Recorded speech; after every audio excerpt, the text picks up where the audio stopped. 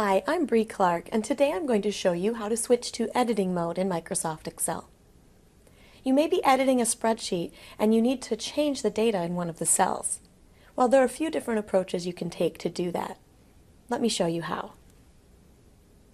In this spreadsheet, I want to change the title of column F from total to sum.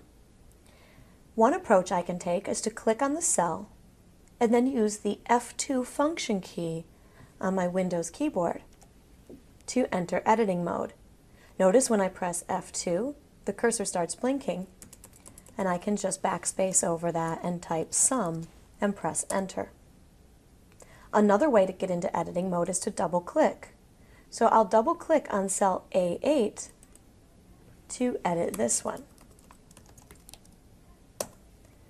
One other way to get into editing mode is to click on the cell you want to edit and then click in the formula bar. So here I've clicked in the formula bar for quarterly sales by region. I'm just going to add in parentheses includes annual totals and press enter. My name is Bree Clark, and those are 3 different ways you can get into editing mode in Excel.